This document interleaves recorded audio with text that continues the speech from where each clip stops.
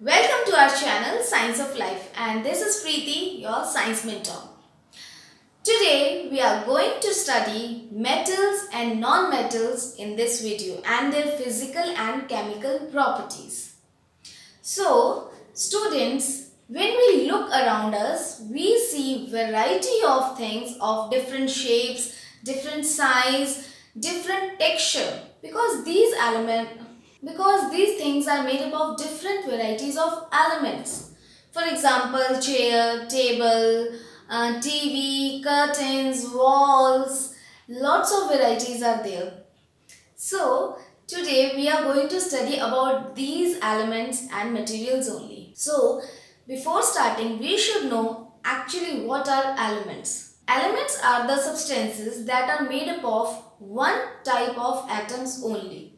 Example, oxygen, iron, copper. So, these are the elements. And elements are further classified into metals, non-metals and metalloids. So, in this chapter, we are going to compare the physical and chemical properties of metals and non-metals. So, today we are not going to study them one by one.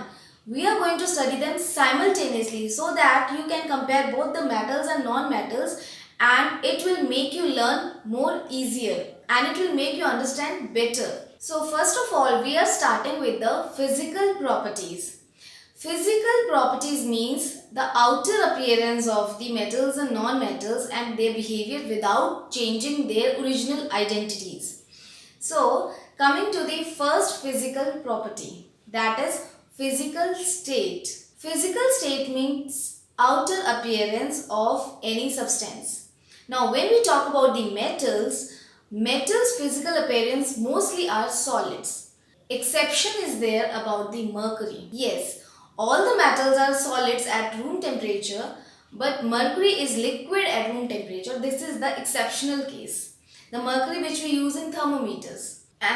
But non-metals are solids, liquids as well as gases at room temperature. So they exist in different states. If we talk about solid, that is example is carbon, liquid, bromine, and gases, oxygen, nitrogen. Yes, so metals are mostly solids, but non-metals exist in all the states. Now coming to the second category, that is hardness. Yes, metals are generally hard except sodium and potassium. They are very soft. In fact, sodium is that much soft that you can cut it easily with the knife. But non-metals, as compared to the metals, non-metals are soft. But exception is there, that is diamond. Diamond is the hardest non-metal. Now coming to the third category, that is malleability. First of all, let me tell you what is malleability. Malleability is actually the property of the substances that when it is being beaten with the hammer, it is converted into thin sheets. Yes, they can be converted easily into thin sheets. Now, if we talk about the metals, metals are malleable. That means they can be converted into thin sheets. For example, gold, silver, aluminium. Aluminium foils we all are using in our day-to-day life for packaging our lunch boxes, for the packaging of medicines, for wrapping the chocolates. So we are using aluminium foils. But exception is there, that is zinc, that cannot be converted into thin sheets. Now when we talk about the non-metals, non-metals are non-malleable. That means they cannot be converted into thin sheets. For example, let us take the example of coal, carbon. If you beat it with hammer, it will break into pieces and it will become powder, but it will not convert into thin sheets. So metals are malleable and non-metals are non-malleable. Now coming to the fourth category, that is ductility. Now what is ductility? Ductility is the property by which substances can be converted into thin wires.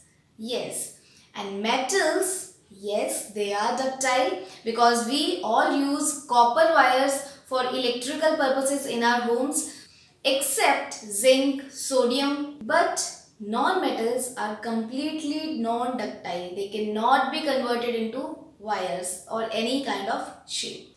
Now coming to the second category, that is luster. Luster means having the shiny appearance. So now talking about the metals, metals have their own luster. They have shiny appearance. For example, gold and silver, and because of that we use gold and silver for making the jewelries because they have a beautiful shine. But when we talk about the non-metals, they do not have any luster but except diamond. Diamond has shiny surface. Now coming to the next category, that is conduction of heat. Metals are generally good conductors of heat. That's why we use metal utensils for cooking the food because they conduct the heat very nicely. For example, copper, steel, silver, and aluminium. We all are having aluminium cookers at home. We use all the metals as a cooking utensils because they are good conductors of heat. But when we talk about non-metals, they are non-conductors. They do not conduct heat. Now coming to the next category, that is conductor of electricity. Conduction of electricity is being done by the metals again. Metals are very good conductors of electricity. That's why we use copper wires for all the electrical appliances in our homes because they are very good conductors of electricity. But when we talk about non-metals, they are insulators except graphite.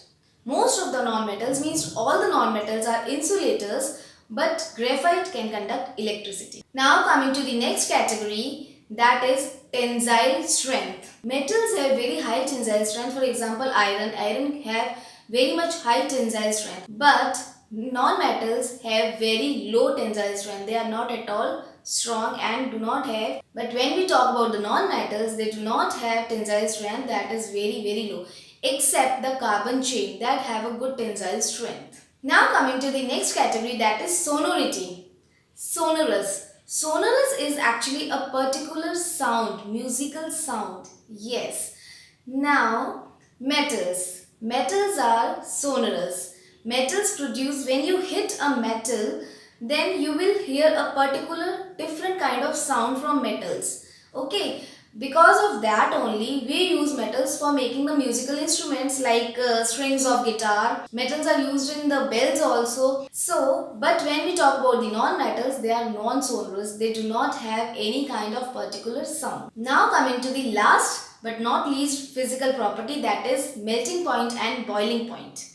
Now when we talk about the metals, metals have very high melting point and boiling point. That's why they are solid at room temperature. But when we talk about the sodium, that is an exceptional case that have very low melting point. So my dear students, have a look on the screen. These are all the physical properties and comparison between the metals physical properties to the non-metals physical properties. Now coming to the chemical properties of metals and non-metals. Chemical properties means what kind of reactions metals and non-metals perform with different types of elements and chemicals. So first category of the chemical properties is reaction with oxygen. How metals and non-metals react with oxygen. So first of all, metals, let's talk about the metals.